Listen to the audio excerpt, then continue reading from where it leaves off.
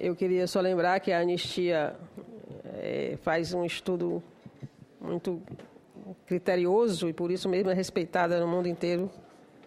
É referência do que ela estuda sobre as temáticas a que se propõe, nesse caso aqui, a violência, né? E a gente quer saudar o trabalho e, ao mesmo tempo, que a gente sabe que o livro, inclusive está aqui, né? O relatório Anistia Internacional, Informe 2014-2015, o Estado dos Direitos Humanos no Mundo. Então, tem o livro da Anistia, que tem vários países, o Brasil incluído.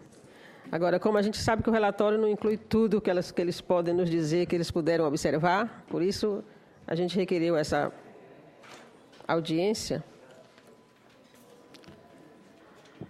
Eu gostaria de ler só um trecho introdutório da parte referente ao Brasil, né, no relatório de 2014. Ela diz: prosseguiram as denúncias de graves violações dos direitos humanos, como os homicídios cometidos pela polícia, a tortura ou outros maltratos de pessoas detidas.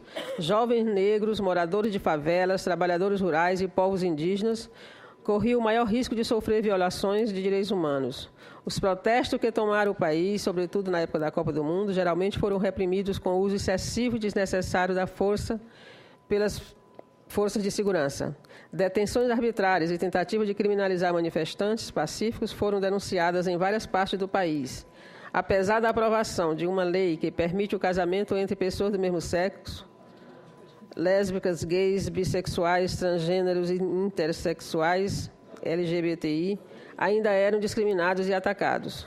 O Brasil continuou a desempenhar um papel importante no palco internacional em questões como privacidade, internet e discriminação por orientação sexual ou identidade de gênero. Alguns avanços foram feitos no sentido de enfrentar a impunidade pelas graves violações de direitos humanos cometidas na época da ditadura, 1964-1985. E, para completar, a gente não pode deixar de falar de ontem, né, no Paraná, né, com muita tristeza a gente vê acontecer. Eu me senti há 30 anos atrás, em plena ditadura, quando aconteciam aquelas cenas que eu vi acontecer ontem lá no Paraná. A gente, inclusive, vai ter um requerimento aqui depois sobre isso. Né, uma situação de violências desnecessárias, manifestantes, professores, educadores. Né? Então, a gente só tem que lamentar que ainda se trate manifestações daquela forma. E é bom lembrar, assim, as pessoas, inclusive, é bom que a gente frise, às vezes a gente fala assim, o governo brasileiro, mas o que acontece é que as polícias são estaduais, são os governos estaduais, têm autonomia, né, e acabam se excedendo, né? Mais de 200 pessoas feridas, tem pessoas em estado grave no Paraná, né? Me parece, anteontem, o Senado até aprovou uma comissão para ir lá, essa comissão acho até que está por lá. Então, é lamentável que vai encontrar mais esse fato que não dá nem para a gente descrever as palavras, colocar as palavras certas para caracterizar aquilo que aconteceu ontem. E só espero que sirva para essas pessoas que andam por aí com placas pedindo a volta da ditadura, que reflitam que ali só é uma pequena amostra do que seria uma época de ditadura. Então, a gente vai proceder as falas, 10 minutos, não é? Para cada um. Acho que a gente começa com a Anistia para apresentar o relatório, né? Que é detalhar o relatório que fez sobre o Brasil, né, porque deve ter mais detalhes. E o tempo a gente coloca inicialmente 10 minutos, mas a gente pode prorrogar um pouco. Com a palavra, Renata Neder. Bom dia a todos e a todas. Primeiro, eu queria justificar a ausência do Átila Roque, diretor da Anistia Internacional, mas, infelizmente, a agenda de violações de direitos humanos no Brasil e no mundo ela é muito intensa e nós somos poucos para atuar nesse campo. Ele não pôde estar presente hoje. Gostaria de agradecer à Comissão de Direitos Humanos pela oportunidade da presença da Anistia Internacional aqui hoje para apresentar e discutir o relatório com os senhores. A Anistia Internacional é uma organização global de direitos humanos, com mais de 3 milhões de membros e apoiadores no mundo inteiro. Desde 2012, tem uma presença permanente no Brasil. Sua sede fica no Rio de Janeiro. A gente monitora, então, aqui, a partir do Brasil mesmo, as situações de violações de direitos humanos e fazemos campanhas exigindo, né, a atuação do Estado para a garantia de direitos humanos e a apuração das denúncias de violações. O relatório anual é um instrumento da Anistia Internacional de monitoramento das principais violações ou avanços que aconteceram nos países a cada ano. Esse relatório, que foi lançado agora no início de 2015, cobre 2 anos, que foram os anos de 2013 e 2014. Um episódio que marcou profundamente os anos de 2013 e 2014 foram os protestos massivos que eclodiram no país em diversas cidades, a partir de maio e junho de 2013, mas também no período que antecedeu a Copa do Mundo em 2014. É um caso que está muito presente no relatório anual, mas também em 2 relatórios específicos que a Anistia Internacional lançou e que são documentos públicos e podem ser acessados por todos depois. O que a gente viu na atuação das forças de segurança durante os protestos em diversas cidades foi um determinado padrão de violações, que incluíram uso excessivo e desnecessário da força para dispersar manifestações, detenções arbitrárias, tentativa de criminalização de manifestantes, enquadrando os manifestantes detidos em leis que não eram adequadas ao contexto dos protestos, como, por exemplo, a lei de organizações criminosas, agressões sistemáticas a jornalistas,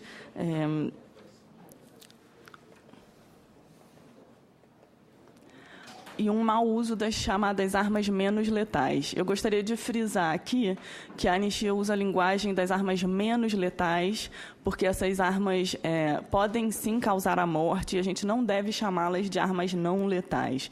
Essas armas, principalmente spray de pimenta, bala de borracha e gás lacrimogênio, mas também aquela arma sônica, foi usada em um episódio no Rio de Janeiro, elas foram amplamente usadas para reprimir os protestos em 2013 e 2014 e deixaram diversas pessoas lesionadas, inclusive com lesões permanentes, como a gente vai ver aqui em alguns dos casos. Essas armas foram usadas em locais fechados, foram usadas contra manifestantes que estavam pacificamente protestando, e algo que é importante destacar aqui nessa casa hoje é que essas armas não são devidamente regulamentadas no Brasil, ou seja, elas são amplamente usadas, não apenas em situações de policiamento de protestos, mas também em situações de ordens de despejo e reintegração de posse, como já vimos em muitos episódios no Brasil, e não há uma regulamentação adequada dessas armas no país.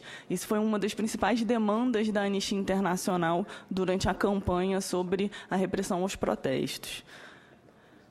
Aqui tem alguns casos de jornalistas agredidos, inclusive uma jornalista da Folha de São Paulo. O relato dela, que está, inclusive, presente no relatório da Anistia Internacional, é muito emblemático, porque ela diz que estava numa área onde não havia qualquer violência por parte dos manifestantes, ela estava identificada e o policial olhou para ela e, apesar da sua identificação, ele mirou no rosto da jornalista e a atingiu no olho. Ela não perdeu o olho, na verdade, por sorte. O caso do fotógrafo Sérgio Silva se tornou um caso bastante emblemático, porque ele, sim, foi atingido em junho de 2013 por uma bala de borracha disparada pela polícia militar e ele perdeu o olho esquerdo. A Anistia Internacional, desde então, tem apoiado o Sérgio Silva na sua demanda por reparação, por danos. Ele é fotógrafo e perdeu um olho, afeta diretamente o seu exercício profissional, mas também exigindo do Estado de São Paulo uma devida investigação e responsabilização sobre enfim, a violência e a agressão que ele sofreu. Essa semana tivemos a oportunidade, inclusive, de nos reunir na Secretaria de Segurança Pública do Estado de São Paulo para falar especificamente sobre o caso do Sérgio Silva.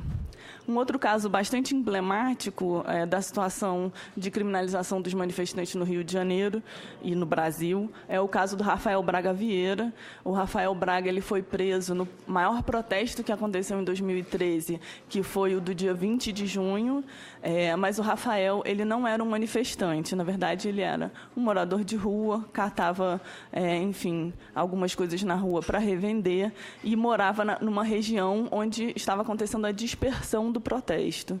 E ele foi preso com 2 garrafas de produtos de limpeza e foi condenado a 5 anos de prisão por porte de material explosivo, apesar da perícia técnica dizer claramente que aquele material não tinha qualquer potencial explosivo.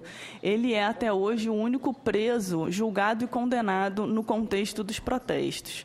Esse caso é muito emblemático também porque ele retrata bastante a seletividade ou a injustiça do sistema de justiça brasileiro, porque o Rafael é um jovem negro, nesse caso, enfim, morador de rua, né? E a gente sabe o quanto que o sistema de justiça brasileiro é seletivo e se recai muito mais duramente sobre esse público em particular.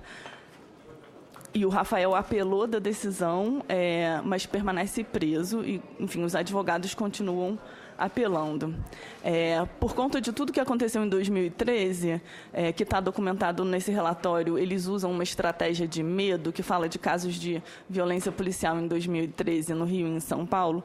No contexto pré-Copa, a Anistia Internacional lançou essa campanha Brasil Chega de Bola Fora para tentar evitar novas violações por parte das forças de segurança durante a Copa do Mundo. Nós viemos a Brasília no dia 5 de junho para lançar o relatório e fazer uma entrega parcial das assinaturas recolhidas. Essa foi uma campanha internacional, mais de 20 sessões da Anistia participaram. No total, recolhemos mais de 140 mil assinaturas e viemos no dia 5 de junho fazer uma entrega de 87 mil assinaturas. Tínhamos reuniões agendadas com o governo federal e escritórios da Anistia em 5 países também tinham reuniões agendadas com as embaixadas brasileiras, mas as reuniões foram canceladas. Nós não fomos recebidos nem no Brasil, nem nesses outros 5 países para entregar o relatório, apresentando essas denúncias e pedindo algumas medidas de prevenção durante o policiamento de protestos durante a Copa.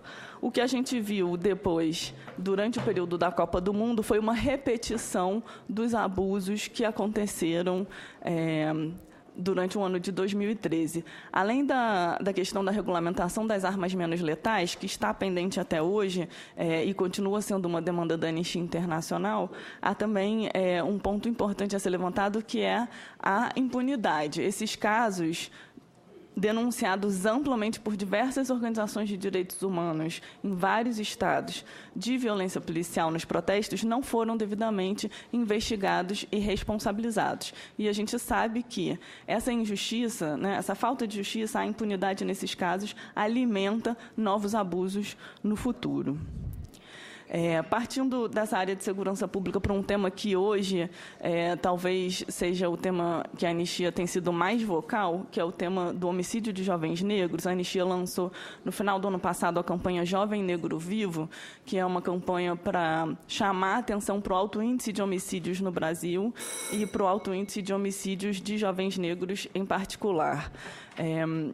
É um caso, isso também está em destaque no nosso relatório anual. Eu trouxe 2 slides mostrando alguns dados, mas os dados do Mapa da Violência, que é uma pesquisa feita a partir de dados do SUS, mostra que em 2012 foram 56 mil homicídios no país.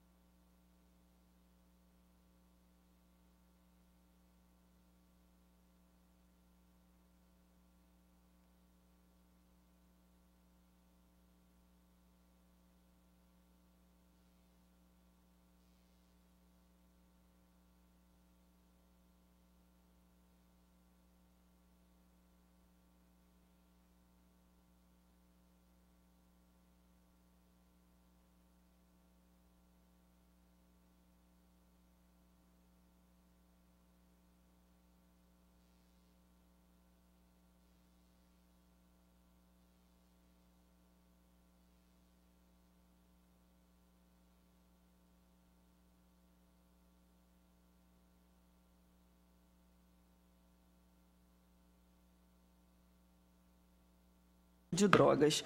Isso resulta, obviamente, essa população carcerária resulta, obviamente, em presídios superlotados, em condições subhumanas, com diversas denúncias de maus tratos e torturas. E um caso que está relatado de forma emblemática também no relatório foi o que aconteceu no presídio de Pedrinhas, no Maranhão, né? Cerca de 60 presos haviam sido mortos no presídio de Pedrinhas em conflitos entre os próprios presos. Um caso que ganhou notoriedade foi o caso das decapitações, porque as imagens chegaram ao público através da imprensa, mas essa situação perdura, né? Depois que o caso ganha visibilidade, ele de novo cai no esquecimento, mas a situação em Pedrinhas não foi melhorada, assim como a situação nos outros presídios no Brasil também não foi melhorada. E aí, falando da situação de denúncia, torturas e maus tratos, né, sob custódia do Estado, gostaria de trazer aqui o caso do pedreiro Amarildo de Souza, do Rio de Janeiro. Em julho de 2013, ele foi levado por policiais militares da Unidade de Polícia Pacificadora da Rocinha, no Rio, foi torturado e morto e desaparecido. Esse caso ele poderia perfeitamente ter ficado no esquecimento, como vários outros milhares de casos de desaparecimentos que acontecem no Brasil todos os anos, se não fosse o contexto específico dos protestos que aconteciam naquele mês, que levaram esse caso a público com a pergunta, né, onde está o Amarildo. Pela notoriedade que o caso ganhou, as investigações foram adiante e hoje existem cerca de 20 policiais que estão sendo indiciados pelo caso, inclusive o próprio comandante da UPP. É importante que esse caso esteja indo a julgamento, é óbvio, mas a gente não pode dizer que isso é um caso isolado, né? Apenas em um ano há registros de entre 5 e 6 mil desaparecidos no Rio de Janeiro. Também são casos que não são devidamente investigados, a gente não sabe o contexto desses desaparecimentos. E no que diz respeito à legislação brasileira em particular, o crime do desaparecimento forçado não está tipificado, né, na legislação brasileira. Então, isso também é uma demanda específica da Anistia Internacional, não só relativo aos casos dos desaparecimentos de hoje, mas também por causa de todo o contexto dos desaparecimentos forçados durante o regime militar. Um outro caso que a Anistia Internacional acompanha é o caso do Davi Fiuza, de Salvador, na Bahia. O Davi Fiuza é um jovem, foi levado no final de 2014 pela Polícia Militar, pela Rondesp, e nunca mais foi visto, né? A sua mãe, junto com movimentos de Salvador, como a campanha Reage ou Será Morto, Reage ou Será Morta, tem acompanhado o caso e denunciado e exigido justiça. A mãe do Davi Fiuza tem sido ameaçada justamente por estar mobilizada, né, por exigir justiça. Isso é algo muito frequente, na verdade. As famílias que se mobilizam para denunciar que seus filhos foram vítimas de violência policial, seja homicídios, execuções, tortura ou desaparecimentos, elas costumam ser ameaçadas. Você precisa de mais tempo? 5 minutinhos.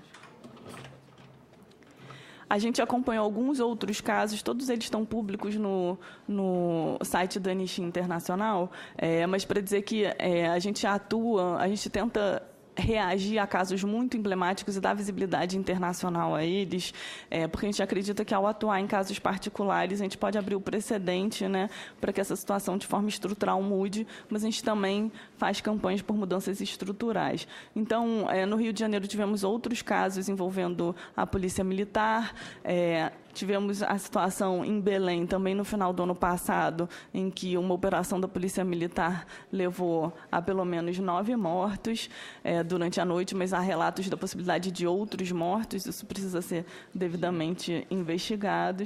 E agora, recentemente, de novo em Salvador, no bairro de Cabula, 12 meninos que foram executados pela Rondesp. Esse é um caso também muito emblemático, porque a reação inicial, tanto da polícia quanto do governo do Estado, foi a do discurso do confronto, né, de que houve confronto, de que era um grupo de 30 jovens que atiraram na polícia e resultaram 12 mortos. A Anistia Internacional, a OAB, várias organizações e movimentos fizeram muita pressão, e aí a verdade está vindo à tona, né? Os laudos, enfim, cadavéricos e a perícia inicial demonstrou que há indícios muito claros de execução dos 12 meninos mortos. Então, sem pressão popular, parece, o discurso do confronto, ele realmente, e da criminalização da vítima, ele apaga qualquer possibilidade de investigação e, portanto, de responsabilização de casos que são de execução sumária. Eu tive a oportunidade de visitar e conversar com algumas pessoas pessoalmente. Todas se sentem muito ameaçadas, porque desde o dia em que os 12 meninos foram executados, a polícia tem feito sucessivas incursões na comunidade, o que significa que as pessoas, as possíveis testemunhas, os familiares não querem falar, porque têm medo, óbvio, das retaliações.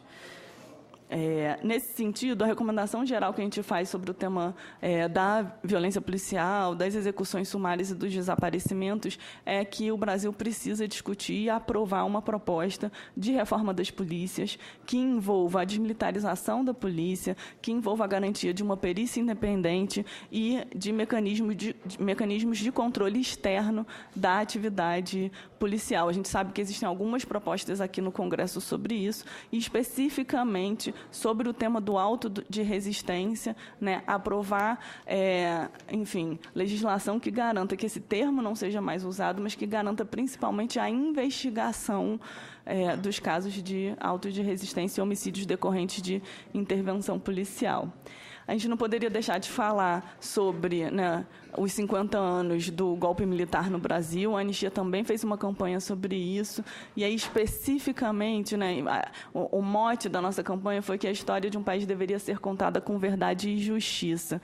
E a nossa proposta era justamente que a revisão da lei da anistia para garantir que os crimes cometidos pelo Estado durante o período do regime militar pudessem ir a julgamento. E é interessante ver que no relatório final da Comissão Nacional da Verdade saiu uma recomendação parecida, né, de que a lei da anistia não deveria ser um impedimento para a responsabilização desses crimes cometidos pelo Estado durante esse período. Um tema que a Anistia acompanha de forma estrutural são os casos de defensores de direitos humanos no Brasil.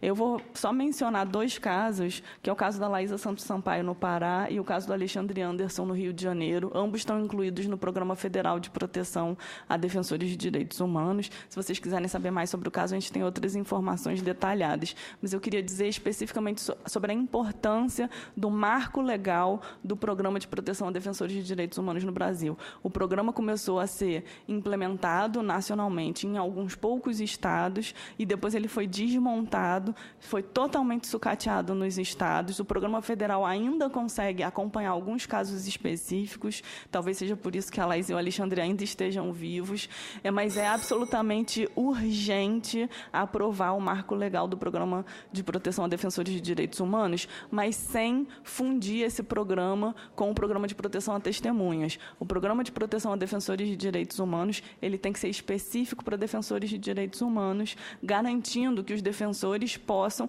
continuar atuando nos seus locais de origem e permanecer na sua luta. Eles não podem ser incluídos em programas parecidos ao Programa de Proteção a Testemunhas, como parece ser uma tendência recorrente. Outros casos bem relevantes e que também são importantes de mencionar aqui têm a ver com comunidades indígenas e quilombolas.